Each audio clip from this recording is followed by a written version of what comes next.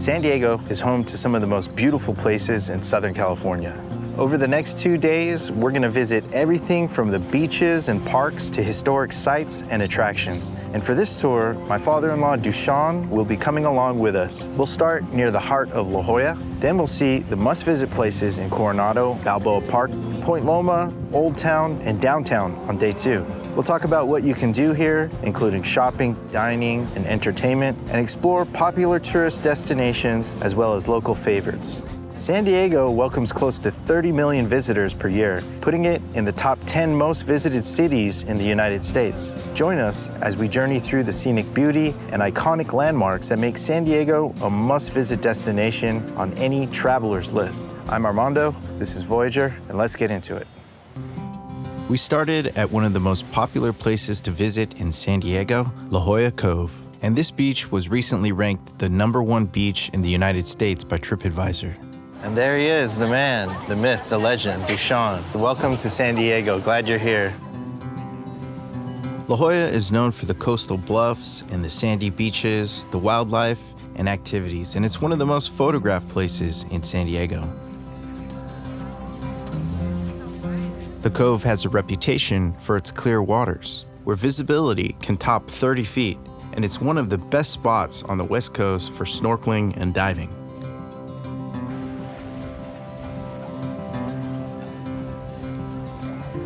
It's also part of the 6,000-acre San Diego La Jolla Underwater Park Ecological Reserve, and the marine life here is fully protected.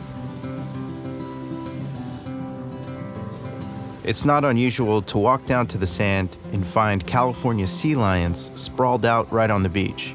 La Jolla Cove is actually the only spot on the California mainland where these sea lions still give birth.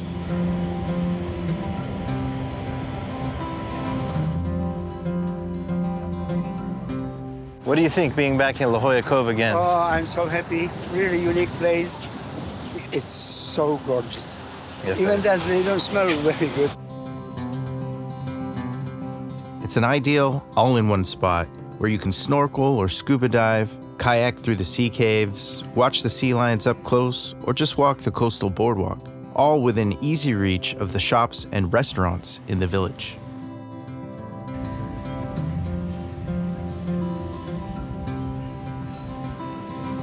A short walk south along the boardwalk brings you to one of San Diego's most iconic landmarks, the Children's Pool. Ellen Browning Scripps funded this seawall in 1931 to give La Jolla's kids a safe place to swim. But by the 1990s, harbor seals had moved in and made it their home. Today, it's one of the only urban harbor seal sanctuaries in California, and the beach even closes to the public during the winter so the seals can safely give birth. I think it's very good so the people, they can swim with the seal and sea lions. And I can see they are very happy about it. Next, we decided to get a bird's eye view of San Diego. Now we're here at Mount Soledad in La Jolla, which I recommend everybody to visit at least once. The views here are unmatched. You get 360-degree views of San Diego County. From here, you can see as far south as Mexico and Tijuana, and on clear days, you can see up to Orange County right behind me. When's the last time you were here? Probably 22 years ago. 22 years. It looks a lot different now. The memorial, the memory of that people who fought for us to protect our freedom. Yeah. They are here. Yeah, let's go to look at them.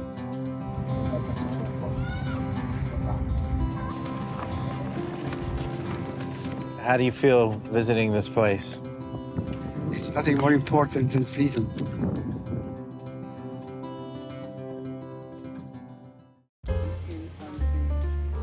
Now we're here in Coronado, and we're gonna take a look at the beach and then the Hotel del Coronado. Perfect. Let's go do it. On the western edge of Coronado is one of the most recognizable landmarks in San Diego, the Hotel del Coronado. When it opened in 1888, the hotel was the largest resort hotel in the world.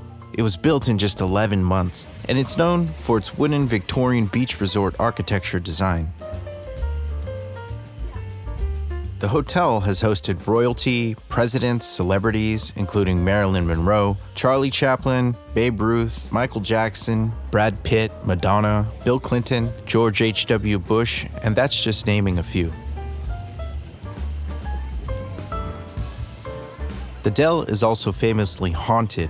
In 1892, a young woman named Kate Morgan checked in alone under a false name and never checked out, dying under mysterious circumstances 5 days later, and guests still report flickering lights and cold drafts in her former room, which is now the hotel's most requested room. Coronado Beach stretches 1.5 miles, and it's been repeatedly named one of America's best beaches. And if you get a chance to visit, I highly recommend staying for the sunset. Walking down Coronado Beach is truly a one-of-a-kind experience. Winter is also a great time to visit the Del. From November to January, they set up an ice skating rink right here on the grass, looking out to the sea. They also have a light show on the lawn, themed around the Wizard of Oz, complete with music, decorations, and snow flurries. It's just beautiful. But whichever season you visit San Diego, the Hotel del Coronado and Coronado Beach are in a class of their own and always worth visiting. That was the Hotel del Coronado. Now we're heading to Balboa Park. Heading a few miles back towards downtown San Diego, we now reach the 1,200-acre urban park known as Balboa Park. This park was constructed for the 1915 Panama Exposition, and it's known for its Spanish Revival architecture and over 65 miles of trails, 17 museums. It's also home to the world-famous San Diego Zoo. Kate Sessions earned the title Mother of Balboa Park for planting the vast majority of the trees and gardens you see throughout the park today, more than 100 years ago.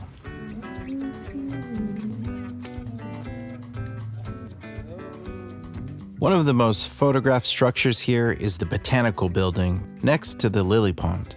It just recently reopened after a period of restoration to future-proof its construction and restore it back to its original form when it was built for the Panama, California Exposition in 1915.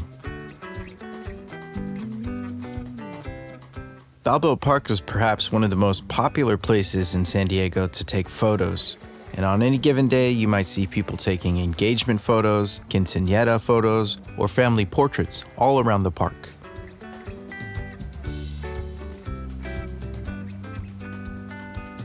Balboa Park packs more museums into one place than almost anywhere else in the country, with more than 17 institutions covering everything from photography and folk art to model trains and space capsules. It has one of the largest concentrations of museums outside of Washington, D.C. Here's the Old Globe Theatre, which started as a temporary replica of Shakespeare's original London theatre. But when it burned down in 1978, the community rebuilt it into a Tony Award-winning theater complex that stands here today. Every December, Balboa Park hosts December Nights.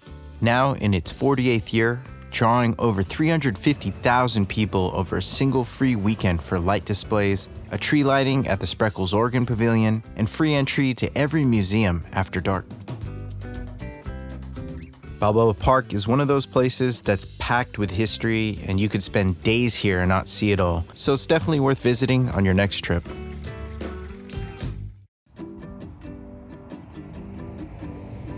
Now we're starting day 2 here at the Cabrillo National Monument.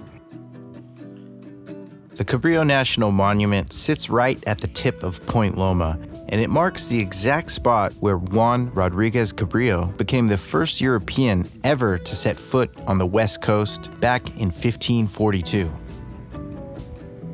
There's also an old lighthouse up here that guided ships into San Diego Bay from 1855 until 1891.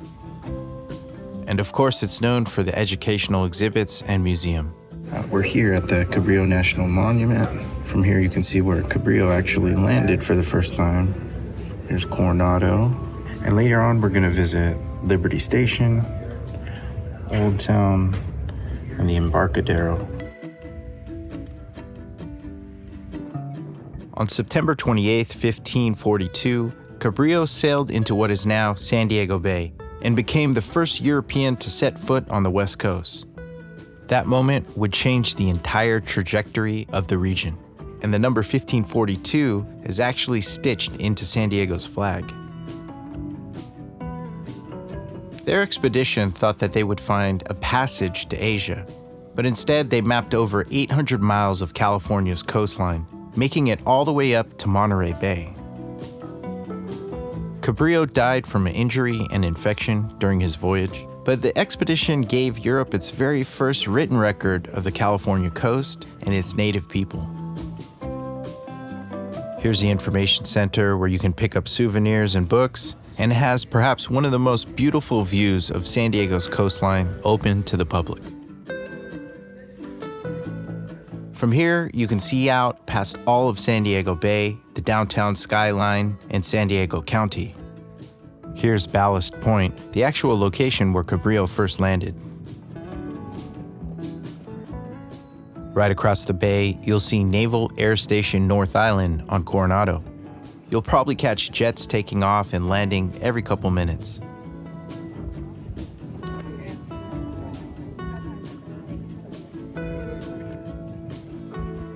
Cabrillo's records gave later Spanish sailors the first real map of the coast, including a north to south current that they used to speed up return trips from Asia. Spain called the voyage a failure since no gold or passage to China ever turned up. So California sat largely unexplored for the next 60 years. But in 1769, Spain returned on a mission, when Gaspar de Portola and Father Junipero Serra led an overland expedition into San Diego, founding Mission San Diego de Alcala, the first of what would become 21 missions stretching up the coast.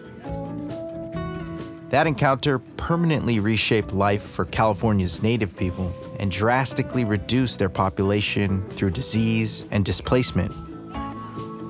Ultimately, Spain lost control in 1821 when Mexico won independence, kicking off the Rancho era with huge cattle ranches replacing the missions. And in 1846, American settlers took California during the Mexican-American War. And just 2 years later, gold was discovered, so many people rushed in. California skipped territory status and became a state outright in 1850. Today, the coastline off Point Loma is protected. The Cabrillo State Marine Reserve is a rocky stretch full of tide pools where you can see sea anemones, hermit crabs, sea stars living in these 76 million-year-old sandstone formations. But if you look around closely, you can still see remains. During World War II, Point Loma turned into Fort Rosecrans. Soldiers sat in these concrete bunkers, scanning the ocean for enemy ships. They even had massive 16-inch guns that could fire a shell 30 miles out to sea. You can actually still walk into one today, right at Cabrillo National Monument. And even today, there's still an interconnected web of underground bunkers, magazines, ammunition storage, and command stations from the late 1800s through World War II, all connected with old electrical and communication lines that still run beneath the ground today here in Point Loma.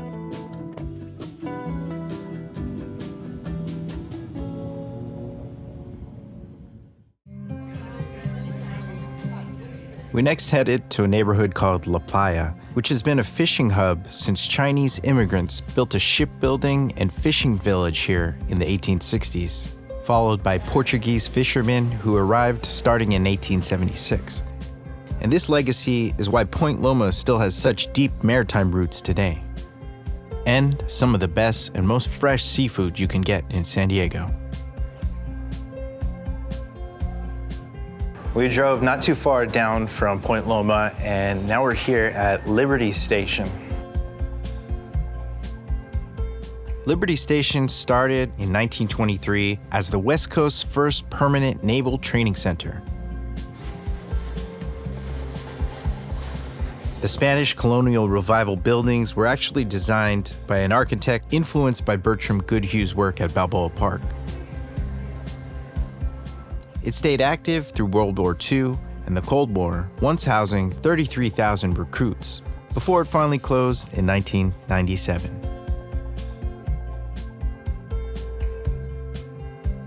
Today, San Diego transformed those 361 acres into a mixed-use hub with restaurants, art galleries, and Liberty's public market, while keeping over 50 of those original historic buildings intact. Today, it's San Diego's second largest waterfront park, and the art district alone was just designated as a California Cultural District, home to more than 100 museums, galleries, and studios spread across preserved historic buildings. If you're just walking through past the old command center or grabbing lunch at the public market, Liberty Station holds over a century of history alongside San Diego's best shopping and dining, all in one walkable spot. It's very friendly, and you can buy whatever you wanted over there.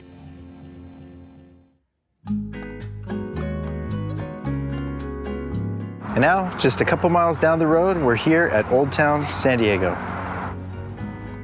Old Town San Diego is considered the birthplace of California. It grew up around the original 1769 Mission and Presidio site and became the first permanent European settlement on the West Coast. Today, Old Town is a historic park, and it preserves more than 20 original buildings from the 1820s and 1870s era. Here you can walk through Mexican adobes, working blacksmith shops, and the notoriously haunted Whaley House, all within a plaza of shops and Mexican restaurants. This was the heart of San Diego till the 1860s, when the city's center shifted towards the waterfront and became what is now downtown San Diego. Following that same history, we next headed downtown to the Embarcadero and Tuna Harbor along San Diego Bay.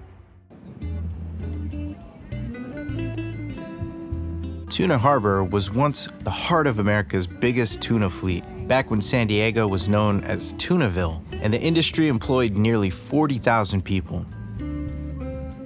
Just steps away sits the USS Midway, America's longest-serving aircraft carrier, now a floating museum, with 30-plus restored aircraft on its deck.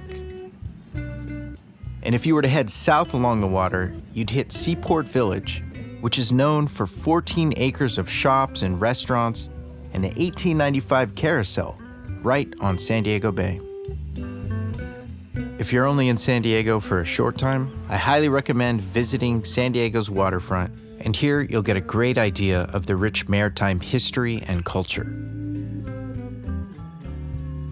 San Diego's identity was built on the water, from Cabrillo's first landing to the Navy's century-long presence to the tuna boats that once fed the world.